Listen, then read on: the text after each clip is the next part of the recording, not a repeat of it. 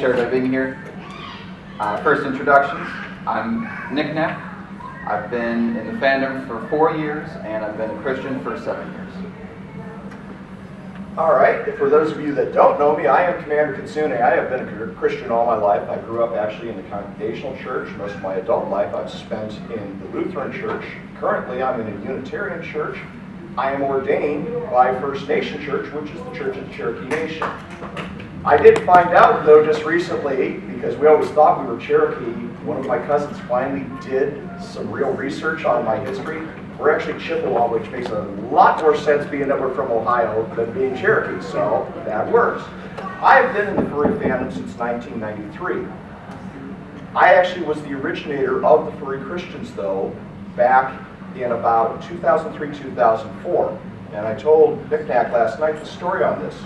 There was actually a meet and greet at one of the other conventions. And it was run by a very nice pagan woman. And I came back because I hadn't been there that night because I had gone to dinner with some other people, and she was in tears. I'm like, what's going on? And she goes, it turned into a Christian bashing session. That's not what I want. And I really felt for it at that point. I'm like, that'll never happen again. Not on my watch. And I'm a Navy commander, so I do that. Not in my watch, not in my Navy.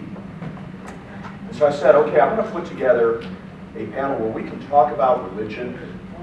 And I'm putting down a rule. There is no bashing. Not for, not against. All of us have different beliefs. I can't know what any of you believe, and you can't know what I believe. But we all have what's in our hearts, and we do need to profess that.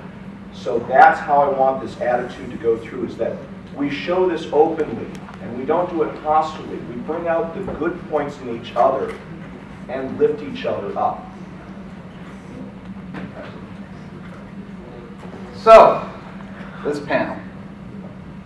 Some might wonder, why try to bring Jesus to a furry convention? Sometimes he seems pretty far away. I think one reason is to continue to try to dispel myths, like the idea that the guy would not approve of the fandom. While there are certainly some aspects of the fandom that he would not be very pleased about, ultimately, being a fan of anthropomorphic animals is great, and we definitely want to see how we can celebrate our faith in all spaces. That includes this one. Another reason to have the panel is to connect with other Christians. There's actually a good amount of us. We doesn't necessarily come up a lot at conventions, but there's definitely a good amount of us. So I hope that you can use this to connect with some others in the fandom. It's great.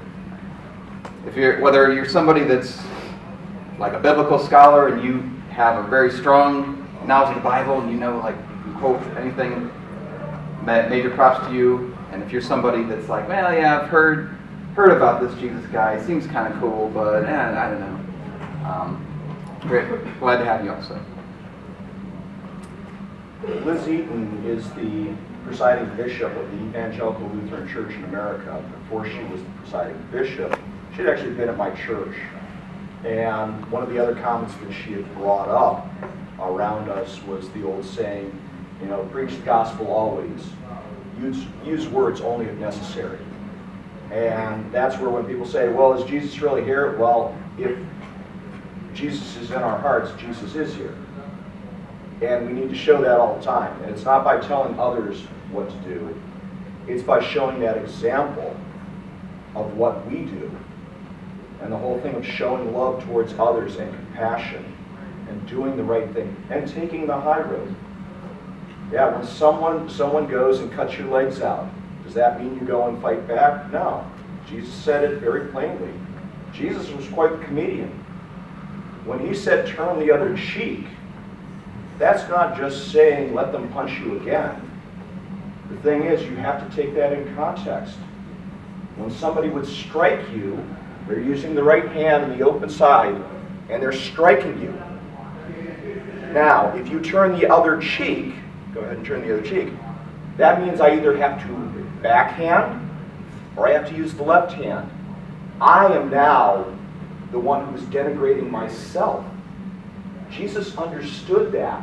When he said that, that was one of the things. It's like, you know what, you can't fight back, but you can put them in the position, now they're going to look lower among their own peers for continuing to do that. Carrying the bag a mile, that was because the Roman army could conscript people, but you could only have them carry it for so far. Well, by saying you take it the second, you're doing two things. One, you're saying, yeah, you Roman army guys are so weak, I need to carry your bag another mile for you. The other thing is, the other soldiers are looking at that guy like, what's going on here? What do you have going on? Once again, you're putting that person in the bad situation, but not hostile. That's the type of things you have to think about when you're doing this. You don't go and fight violence with violence. It doesn't work. I'm a Navy commander.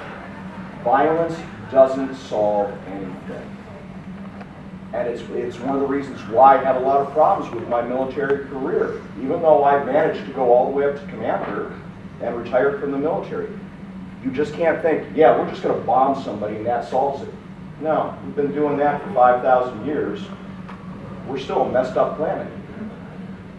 We have to be looking at how do you bring other people up?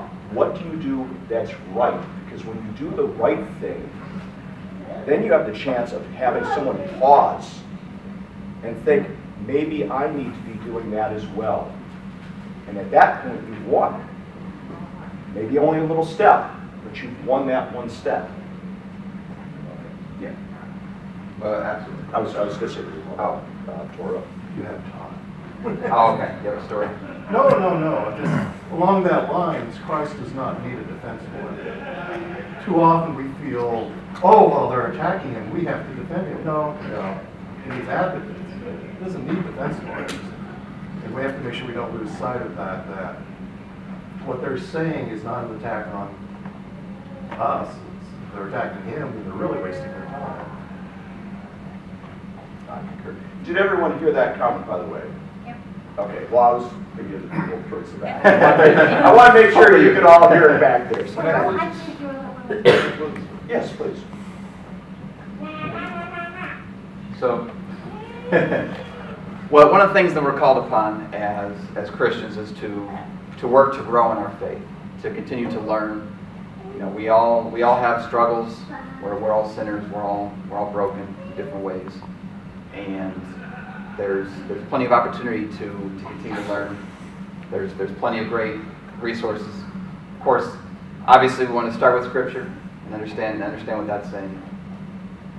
There's a book, the book that I read that's it's a great read. It talks about the difference between being a fan of Jesus and a follower.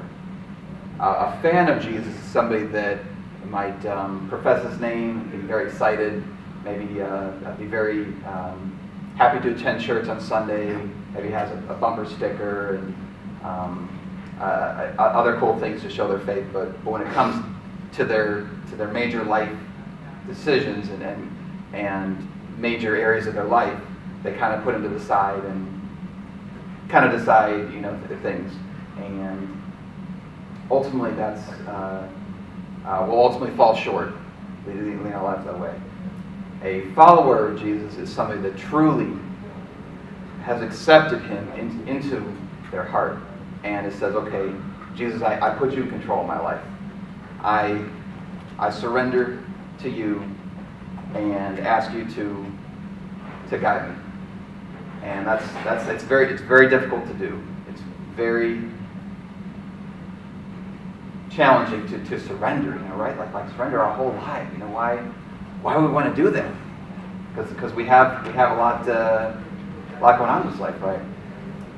Well, one thing that I like to keep in mind when thinking about that is that all of our lives are a gift from God. I mean, we all wouldn't be here if it weren't for Him, and our lives are a tremendous gift, and we should work to utilize that gift as best we can to live our lives as He would like us to. And there's plenty that we can do on this world, and I think the one thing that we're called upon is to try to reach others and to share with them. We of course want to be respectful of others and their beliefs. We want to listen to them, understand where they're coming from, and be very polite with them. I think that unfortunately a lot of people in life and in this fandom may have had a bad experience in their life where they may have been treated wrongly by somebody that talked about their faith and may have gotten hurt, and that may have kind of pushed them away from any interest in having a faith life. I hope that we can continue to be good examples and to show them that whatever experience they may have had that may have soured their thoughts about faith and what it means and what it's about, that they have an open mind and are willing to listen and to understand that there are others that might feel differently, and we are continually called to continue to grow and to be good examples for others and to be able to reach them. There's plenty of opportunity to do so, and I hope that we can continue to look at opportunities to do so. It can seem like a very, very daunting task at times, but I believe that it's something that we're called to do. And I know it's important. I mean, I've seen lives transformed. I've seen people that, after coming to Jesus, have just totally had a completely different outlook on life.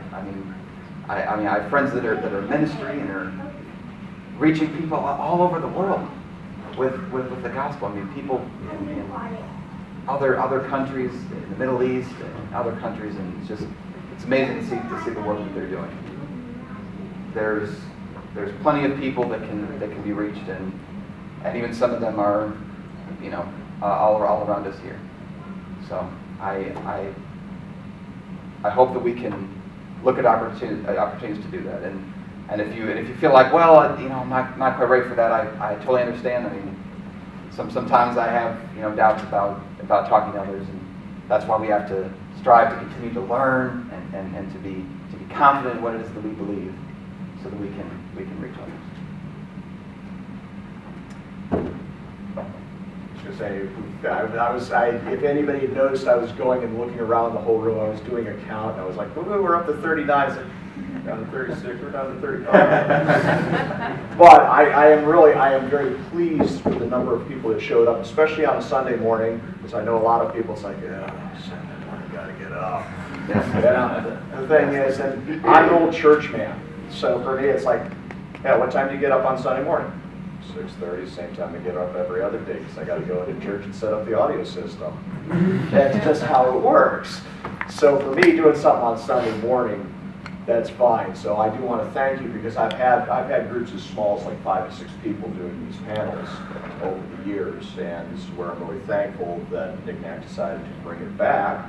My whole idea when I had started these was that it would move on to other people, and it would blossom out and have other opinions brought in. And what he brings up is some very good things about this. Once again, I always stress, it's what we do, it's how we show ourselves. When we say one thing and do something else, we're not helping our own cause. When we go and show what we mean, it's the old thing of walk the talk. When you say what you mean and mean what you say, you'll get more people that say, hey, I've got some feelings towards this now. I had one person who was very much against Christianity, and I was telling Niqnaq this story last night, and she had told me at first she thought I was a Buddhist. She goes, you're so nice to everybody. No, I'm a Christian. I've got plenty of friends who are Buddhists, and I've studied a lot of their philosophy. I believe very much in the Buddhist philosophies, yes. I am a Christian, though. And about a year later, she goes, I'm not ready to come back to Christianity yet, but at least I'm willing to look. And I'm like, okay, small victory. I've at least gotten somebody, they're not thinking that we're hostile. We're not the enemy. And that's one of the things you always want to do. Your actions are going to speak much louder than anything you say. But what you say and then what you do, that amplifies each other. And it can be both for good or for bad. So that's one of the things I always try to push that. I want to bring up what we open up our service at the Unitarian church that I'm at. And it's a rather old saying. It's, love is the spirit of this church, and service is its law. This is our great covenant, to dwell together in peace, to seek the truth in love, and to help one another. How old do you think that is? Now, this is a Unitarian opening for a service. 1894. My church still says that to this day because we're not a creedal church. We have every faith denomination within our ranks, including we have atheists within our group. And people are like, how can you have atheists in a church? Easy. They want that community. And that's one thing as Christians we have to have. Our faith is built entirely upon community. There's a reason why churches are called hulls. When Christianity was illegal at its start, they would flip over the fishing boats and they would meet in secret. That is the hull of a boat. That's what the church hall is. It's a hull. That's why we do that. But it's a community thing. You can't be a Christianity of one. We do have to be a community, and we lean on each other. And there are those of us that have the shoulder for others to lean on. But we need that other shoulder as well. I can't be the only one being the shoulder, and sometimes it wears me down. I need that shoulder every once in a while. I can't do it all on my own. I need others. I would expect y'all need others as well, that you need someone to talk to at times. That's one of the things our community provides, is that compassion, that we're willing to talk to one another. And sometimes it's not the talking, it's the listening. Someone has to get it off their chest. That's what we do. Absolutely. Very, very well said. CK brings up a great point about community, about helping each other in our difficult times. So, well said. And when thinking about how to reach others, that doesn't necessarily just mean like go up to somebody and say, hey, what do you think about Jesus? But you can also do other things simple. One, of course, is pray. There's plenty of opportunity to pray, and God, of course, being an infinite being, He's got time for you, which is great. So whatever you want to pray about, and whoever you want to pray about, I would encourage it. Remember to just be willing to spend time with people, and to eat together, and to listen, and to just be a good example for them. And if the opportunity comes to talk about your faith, then great. And if not, then it's okay, because we want to make sure that we show love to others, and not look at everything as like everybody's like a project, but just to understand that we want to show love to everybody, regardless of their situation, and to be a source of support for them, and to help them. Now, I'm single. I've always been single. So like from here, I'll drive back home. I've got 2 hours of drive time. Perfect time for me to have a conversation with God, because there's no interruptions. As long as I'm watching the road, I'm good. Hello, and welcome. Can I ask about a piano?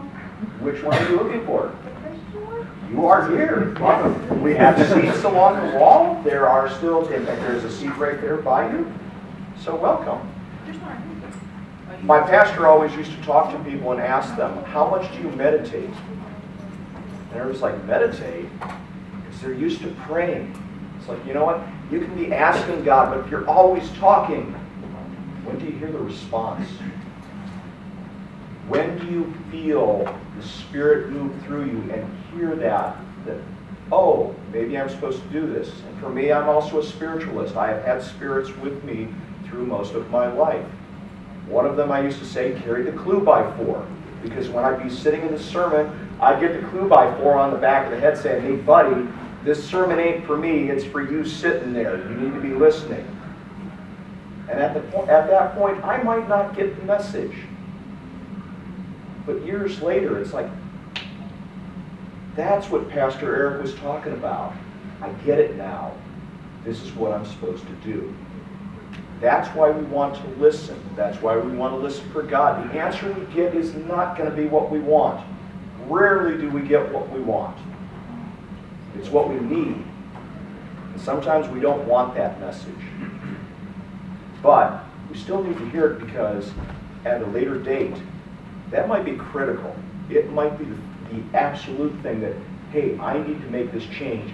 I need to go here. Or, wait a minute, I've been missing this all the time. God's got this set right in front of me. Why haven't I taken it yet? I don't believe in a micromanaging God. God does put everything here for us. Do we have the eyes and ears to see and hear and say, that's what I needed? Why didn't I take it before? God provided that for me. I need to go that route. There's where my answer is.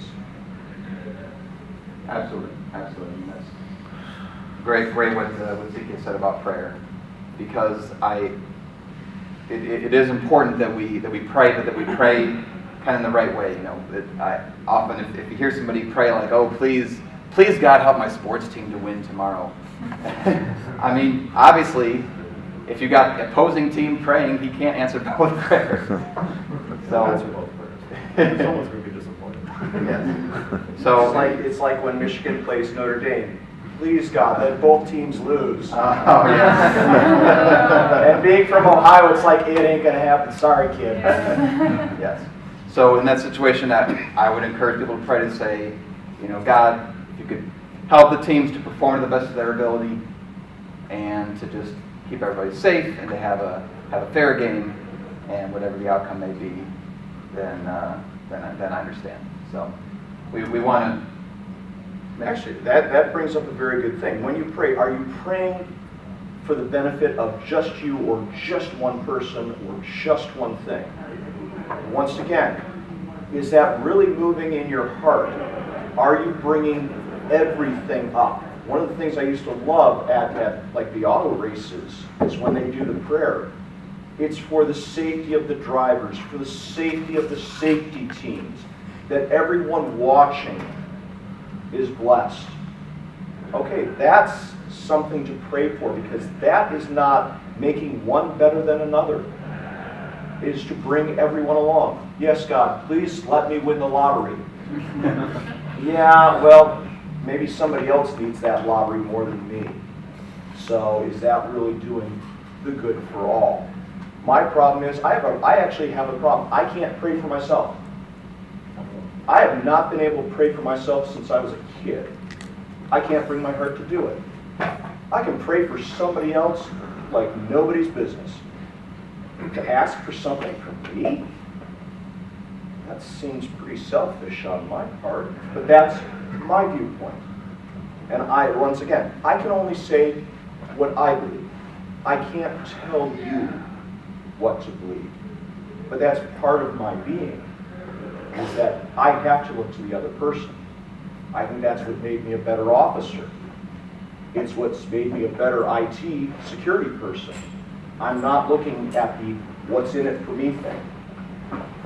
I'm looking for the other person. And CK brought up a great point about how we want to make sure that we understand how God might be trying to reach us. Does everybody know the story of the parable of the drowning man? Yeah. Okay. Well, I'll go ahead and tell for anybody that doesn't know it. So there's this man, and he's at home, and there's a major thunderstorm, and the area starts flooding, and so he starts to be in danger. And so somebody in a rowboat comes by and says, "Hey, here, get my boat, and I'll save you." And the man says, "No, it's okay. I prayed to God, and God will take care of me." So the guy drives off. Water keeps rising. And then another person in a speedboat comes by and says, "Hop in, I'll save you." And then he says, "No, it's okay. I know God will take care of me." So the guy drives off. Water rises. the guy has to climb to his roof, and a helicopter comes, and he says, come on, here, I'll pull you up, I'll save you. And he's like, no, I know I'm okay, I know God will save me. And so then the water keeps rising, and past his home, and then the man drowns. And when he gets to heaven, he says, God, what happened? I prayed to you that you would take care of me, that you would save me. And God says, well, who do you think it was that sent the rowboat, the speedboat, and the helicopter? So we definitely want to understand how God might be trying to reach us. It might not be always immediately obvious, but I believe that there are ways for us to speak. This is a story I heard recently. This is a true story. There was a person of faith that was at a mall, and he saw this gentleman sitting on a bench, and he just sort of had this inclination, like, I feel like I should talk to this guy and say something about my faith and about Jesus, but I don't think I want to. I'm talking to a stranger, so moves on. Then later in the day, he sees the same guy at a different bench, and he again has this inclination, like, I feel like I'm supposed to tell him like that Jesus loves him, but I don't think I want to do that. So he walks on. Then a third time, he sees him at another location, and again he has this feeling like that he's supposed to talk to him, and he's like, I don't know. It's like, well, okay, I've been seeing him. I guess I should do that. So he walks up to the man. He says, this might sound kind of strange, but I feel like I'm supposed to tell you that Jesus loves you.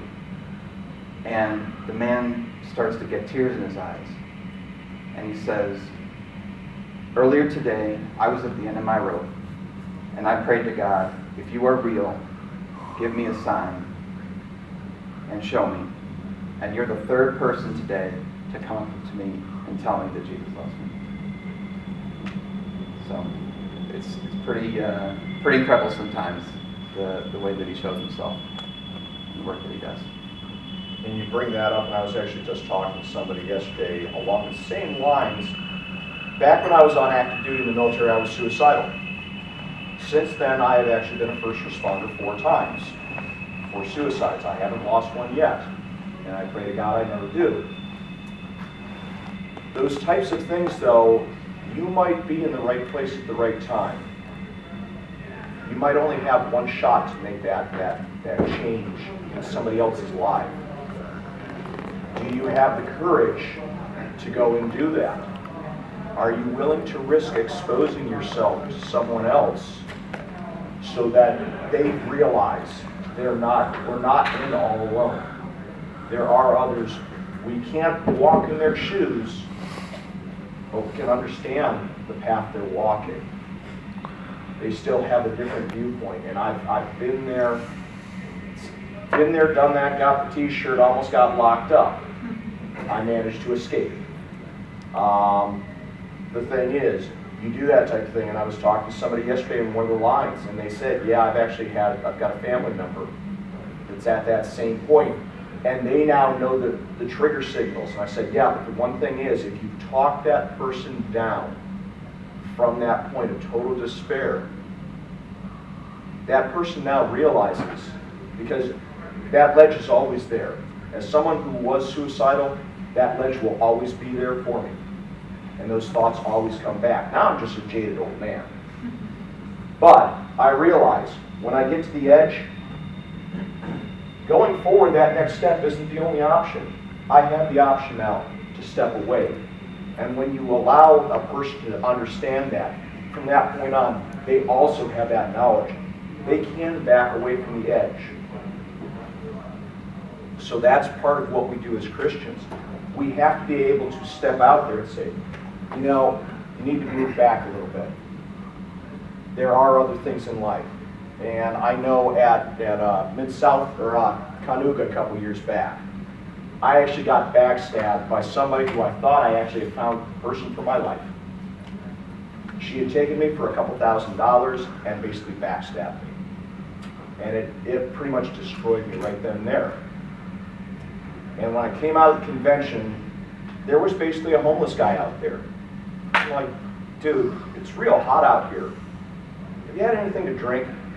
And he goes, no, I can't afford to go and buy the water. And I had my car right there, and I opened up the back. I'm like, here, I started handing him a couple bottles of water. I'm like, you know, I can't eat all this fruit that I've got in here. Do you want some? And I was able to give him a couple pieces of fruit. And he goes, wow, this is really nice. He goes, are you having a great day? And I'm like, no, I'm having an absolutely horrible day. You're making my day better, though. When I have an absolutely rotten day at work, I go to Chick-fil-A. I go through the drive-thru, and I do a pay it forward. Because I know no matter how bad the day I'm having, the person in the car behind me might be having an even worse day. And if you get a pay it forward, wow, somebody paid for my lunch? That's pretty cool. That's how I fight back against life. When I get those things, it's like, okay, life, you're going to be a jerk towards me? I'm going to do something nice for somebody else. There, take that. That's part of being a Christian. That's almost the turn the other cheek. Oh, life? Yeah, we'll see who can play this game better. I'm going to beat you. And not by punching back. I'm going to do something nice. Absolutely, absolutely. Often we'll find ourselves in a very dark time, very low place, and there's different opportunities to help us in that time. I mean, sometimes just even listening to some music or just looking at something can be really helpful in those dark So, times. you had a comment? Well, it's something you usually bring up in the past, have today. You've alluded upon it. God speaks to us in ways that we can understand or relate to. And He'll work through us, through our fandoms, through our hobbies, the music that we listen to. You ever wondering, I'll hit a random station, and there's the song you really need to hear. To get to you to say, oh yeah, that's what I need. Through our spirituality, this is something that you would often bring up, but God reaches to us through ways that we can understand that others may not really know anything about. And I think it's important for us to listen to that. Very much so. Absolutely, absolutely. And in regards to music, I mean, I've heard stories about people for which music was significant. I mean, people that were in a very dark place, and just a song was able to bring them back. The stories about like somebody that was at the end of their rope and they bought a new car and it just happened to be turned to a Christian radio station, and that would save their life because of the music they heard. So yes, yeah, absolutely. There's many. But we need to be open to those opportunities that God's trying to reach us because we're too busy closing up ourselves. Absolutely, absolutely. We have to be open to that. For somebody to truly accept, yes, the gift, and to be open to it. Absolutely. Actually, you had a comment, and then we'll have you. Hi, my name is Joanne. I'm a Sunday school teacher. I greatly enjoy Bible study. I teach, I work with milk with the kids, but I want meat at my point in life, so I joined Community Bible Study. So if you have a chance to, join it. It's a wonderful group throughout the world. But one thing I have learned from working with kids is to get things to their mental level are the lessons that God wants you to learn the most. Thank God. Thank God. You can see. I can see green. Thank you, God, for green. I can go anywhere in this building and get fresh, clean water. I have a friend who was a medical missionary in Kenya for 10 years. They kill each other over water sources, literally. They will kill, one side of the family will kill the other side so that they can have the well. I don't have to worry about that. And always looking for something, constant running monologue of thank you, God, for this, thank you, God, for that. It becomes a habit. It becomes a running background music. And because of that, I'll talk to anybody anywhere. I'll, look at stuff at Walmart, and this actually happened. I was standing there looking at a wall of stuff, and some lady's over there, and I said, do you see the such and such? And she said, yeah, it's over here. I said, thanks a lot. I really need this for something or other. And we wound up talking to each other. It turns out her husband had died about 3 months ago. And she's lonely. She kind of wanders around Walmart looking at stuff because she's so lonely. And after talking to her for a while, I said, may I pray for you? May I hug you? And she goes, yes. I don't know what her life was like after that. I know mine was better, but I haven't done it. But there's lots of times that you could be that one little spark of light, of hope, and by saying thank you all the time to God, He'll give you more things to thank Him for. And I haven't forgotten yet, but wow, what a great segue. Oh, Bible study. By the way, how many of you own a Bible? How many of you own more than one Bible? Okay, good. See, this is the thing. What I always have to think when somebody has a Bible. Okay, have you read any other translations? You know, there's multiple translations. If you can, go to like half-price books and find one of the study Bibles. You have all 72 varieties right now. You usually have like 4 different versions, and you can look between them because sometimes 3 versions will say the same thing, and one version will actually have it translated completely differently. And sometimes that's where the real nugget is, that why is this one translated differently? What did they see the others didn't? So that's one of the things when you do your study, and I am a big person on context. Who is saying it? Who are they saying it to? What was the political climate at that time? Because when people start talking about social justice, a lot of the Old Testament is social justice. When bad things happen, why did the bad things happen? Well, you weren't taking care of the small guy. And the small guy said, you know what, you big guys can all be on your own. And they all walked off, and here comes the invading army and takes down the high class. That's what happened repeatedly. We still haven't learned that lesson yet. It's like, if you don't take care of the small guy's not there to help you when the other bad guys come in. And so that's something to always remember. So get those different versions. My old church, the pastor loved it that somebody brought in the Message. If you want a good laugh, read the Message, because especially if you're reading the King James Version and now you read this. Like, wait a minute, are these the same book? Because they're saying something completely different. Well, that's one of the things you get, and that then gives you that chance to contemplate. Start thinking, why are these things different between the 2 versions? Bible Gateway has over 20 different English translations of the Bible and another 40 different languages. It's online, it's free, and you could look up one phrase and then you can click between each one of the translations. It's amazing. Yes, definitely. There's a Bible app that has different translations as well. I mean, there's plenty of there's plenty of good resources. And I mean, I know it might seem daunting, like, oh my gosh, I got to read it more than once. But yes, it's meant to be read more than once. When you read the page, it's not like Mission Impossible. The page does not erase after you've read it. I'm sorry, you lost the words. Oh, you comprehended it. Yeah, absolutely. So there's definitely plenty of opportunity to continue to see new things in the Scripture, and looking at different translations is helpful in doing that. Please, James. Okay. I was frankly shocked when I saw Christian Furry Fellowship on the schedule a couple weeks ago, because in the 7 years I've been coming to Anthrocon, I've never seen anything like that before. And the 11 years I've been in the fandom, just, Christians are a persona non grata, where it's like they're really not welcome amongst the majority of furries, it seems, through, the socio-political whatever going on. But it was a nice surprise to see Christian furs on the schedule this year, because I've never seen that before in my many years of coming to Anthrocon, my many years of being in the fandom, just sort of being, Christians out in the open among our furry brethren.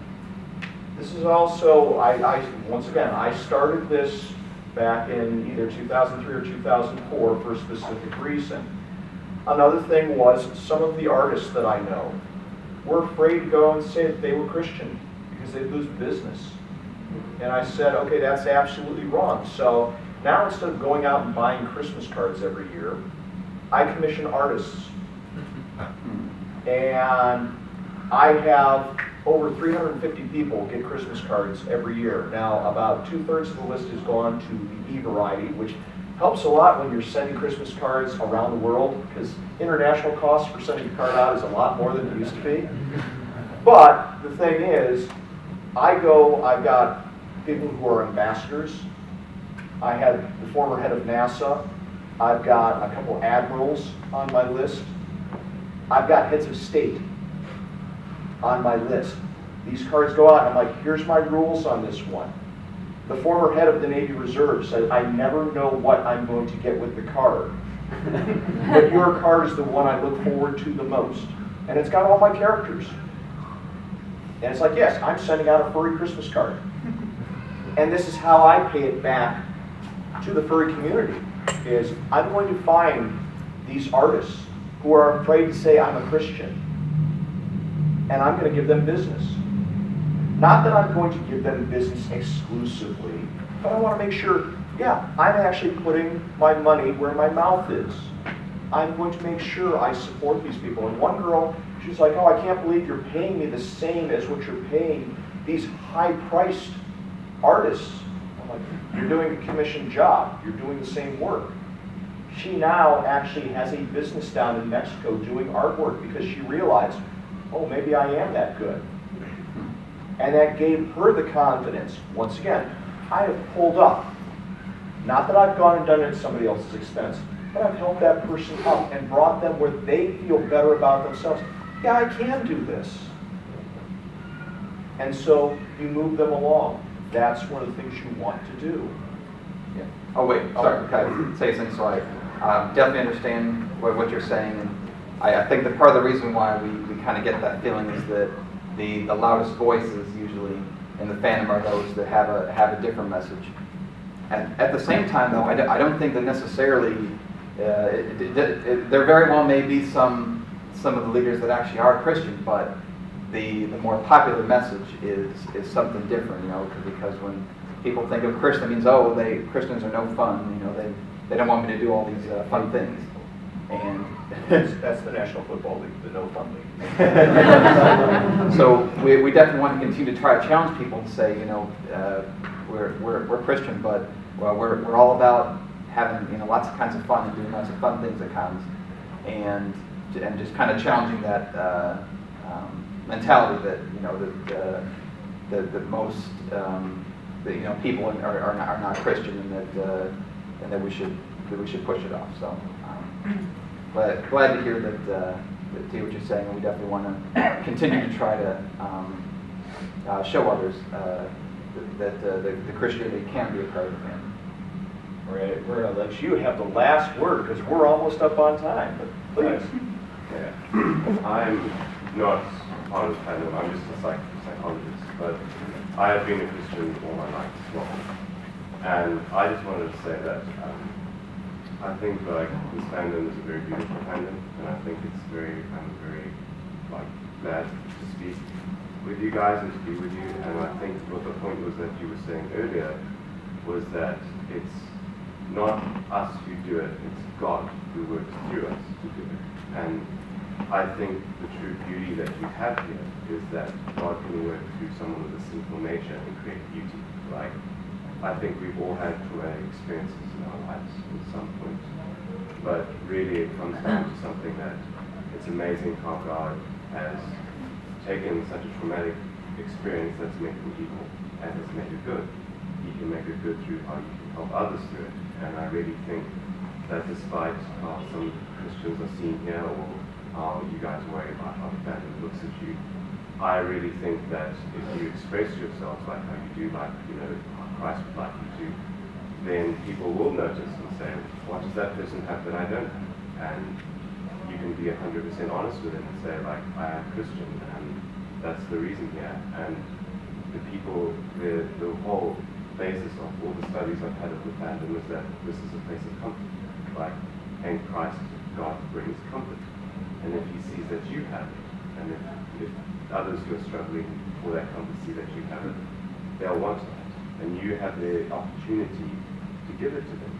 And I really think that that is an amazing gift that God has blessed you with, like a blessing that all human beings have. And that's kind of just what I want to say, and just just really pray about it, and also while I understand that we all are sinful, there's nothing different between me, there's nothing different between you, there's nothing different between the person who's outside, there's nothing different between the person inside. Just always remember that despite that sin, you are forgiven and God loves you, and no matter what happens, no matter what you do, no matter, not that this is an excuse to continue sinning, of course, but God's love will always be with you, and once you accept God, He never lets you out of His hand, and that's something that that's good, that you want to express to others. So that's just kind of like What an awesome way to end it. Preach on, brother. Booyah. Excellent. Thank you all for helping. We have one more. You're going to get the final word. Let's see. We got time. Okay. Final word. I'm an open Christian for all my social accounts, but I get a lot of non-Christians come to me and they'll just go, oh, you're Christian, you just preach hate, and we don't like you crazies coming to our door, preaching to us, or you kill all the gays. It's like, I try to explain to them, no, we don't do that, we just preach love. But it's just like trying to talk to, a brick wall. And I try to reach out to them, but it's just, do you have any advice how to reach out to Yes, people? and this is actually one of the hard ones. I'll make this real quick. What you find is the common things. What an awesome tale. Those are the things. Don't find the differences. Look for the similarities, because they've already come out. They want to preach hate. I've had people tell me, oh, you believe this. It's like, no, that's what you believe. No, I'm an atheist. No. You've just said what you believe. What you've said is not what I believe. I believe in this. Then I start going, I look for, where are our similarities? How are we the same? One of the things, one of my heroes in music is Maynard Ferguson, trumpet player extraordinaire, passed on a few years back. But he would always go out there, namaste. Everything that is good within me is equal to all that is good within you. So we are equal. And it's hard to fight when somebody says that. I mean, the whole idea of kill them with kindness. The way to go and beat that back. It's like, you know what? I don't want those people coming to my door either. I don't like them, no. I haven't had those come to my door in years, though. And it's like, no, and I never want to be that way. Let them know, no, I am not what you're going and talking about. That's not what I believe in. I believe in bringing people up. If you want, come and hang with me for a while. Find that common ground. That's how we go and we break the chain. If we just get into a fight, it's basically having an argument with the Marine. And everybody knows that arguing with the Marine is like mud wrestling with a pig. Everybody gets dirty, but the pig's just having fun. And with the Lord's Prayer. Oh, good. You remember that? You said the Lord's Prayer or a prayer? The Lord's Prayer. Okay. Sure, we can do that. Actually, let's do something that we're not doing here. Let's get people to do some connection here. This is a fellowship. Just circle around the room. And Kara obviously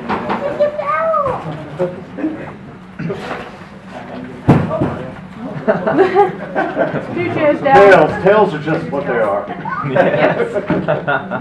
All right, and we'll do the King James since most people seem to know that the best. All right.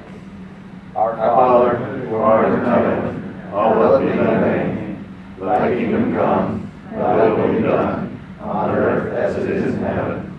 Give us this day our daily bread, and forgive us our trespasses, as we forgive those who trespass against us. And lead us not into temptation, but deliver us from evil.